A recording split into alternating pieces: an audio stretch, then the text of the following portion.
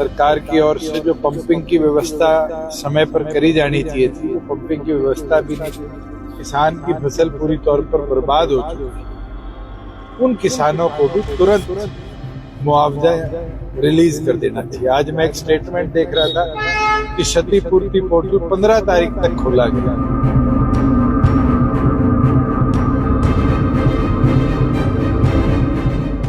बाढ़ से प्रभावित थे, हमने 7वें दिन को किसान को 7,000 रुपए उसके खाते में मुआवजा ट्रांसफर कर दिया गया था कि उसके जीवन के अंदर कोई बाधा ना पड़े। अगर टाइमली इन लोगों ने ध्यान दिया होता ये माइनिंग करके और इस पूरे हमारी माइनिंग की मिट्टी निकाल कर बांध पे लगाई तो शायद आज तटबांध इस तरह नाट। शाहबाद में पिछले काफी दिनों से आप देख रहे हैं कि एक बाढ़ जैसा माहौल है गाँव में। बिल्कुल 2023 के बाद दोबारा डांगरी का पानी कई गांव में आया है और केवल मात्र शाहबाद ही नहीं, हरियाणा का लाखों एकड़ आज क्षेत्रफल एक्स्ट्रा मानसून की वजह से फ्लडेड है। सरकार की ओर से जो पंपिंग की व्यवस्था समय पर करी जानी चाहिए थी, वो पंपिंग की व्यवस्था भी नहीं थी। जहां पंप्स लगे हुए हैं उनकी मेंटेनेंस भी टाइमली नहीं हुई, जिसकी वजह से आज 50% 60% कैपेसिटीज पे पंप्स चल रहे हैं। मुख्यमंत्री को इमीडिएटली इन चीजों को मॉनिटर भी करना चाहिए। एडिशनल कहीं दूसरे प्रदेशों से पानी निकासी के लिए इक्विपमेंट मंगाना है तो उसको भी मंगाना चाहिए। और साथ ही साथ जो लाखों एकड़ जलमग्न हुआ है, जहां किसान की फसल पूरी तौर पर बर्बाद हो चुकी है, उन किसानों को भी तुरंत मुआवजा रिलीज कर देना चाहिए। आज मैं एक स्टेटमेंट देख रहा था कि क्षतिपूर्ति पोर्टल 15 तारीख तक खोला गया।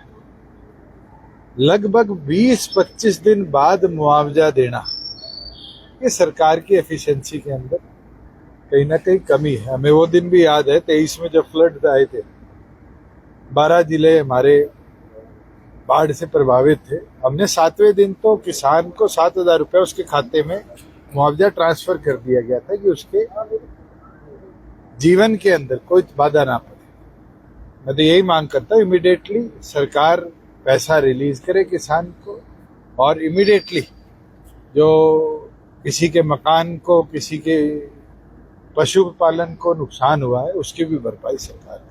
देखिए दादूपुर नलवी नहर को बंद कर दिया गया। अगर दादूपुर नलवी नहर यहाँ होती तो एक किसानों की बिल्कुल होती, और अब तो सुप्रीम कोर्ट का फैसला आ चुका है कि इस तरीके से लैंड को रिलीज नहीं किया जा सकता। तो इमीडिएटली उसकी खुदाई भी सरकार करे कि एक ऑल्टरनेटिव सोर्स पानी की निकासी का दादूपुर नलवी बनता है। हमने देखा कि आपके समय में मारकंडा दरिया के आसपास तटबंध बनाने की मांग उठी थी, लेकिन अभी तक वो तटबंध नहीं बन पाई। मारकंडा उस समय एक कदम उठाने की चर्चा जरूर थी, जो सरकार जाने के बाद नहीं हुई। वो ये थी कि माइनिंग डिपार्टमेंट और इरिगेशन डिपार्टमेंट मिलकर जितने हमारे रेनी रिवर्स हैं, इनको खुदाई करके इन पे बांध बढ़ाए। अगर टाइमली इन लोगों ने ध्यान दिया होता ये माइनिंग करके और इस पूरे हमारी माइनिंग की मिट्टी निकाल कर बांध पे लगाई होती तो शायद आज तटबांध इस तरह ना टूटे।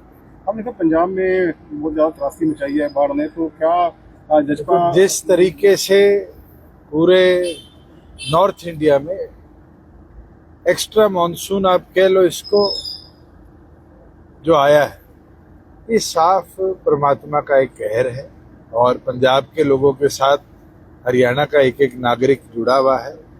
हमारी ओर से निरंतर कार्यकर्ता गांव दर गांव अनाज भी, और अनाज के साथ साथ और जो मूलभूत चीजें होती है वो लेकर पंजाब के लिए रवाना भी हो चुके। कल डॉक्टर अजय सिंह चौटाला जी ने भी आह्वान सबसे किया है कि इस त्रासदी में पंजाब के प्रत्येक नागरिक का साथ देने का कर्तव्य हमारा बनता है और हम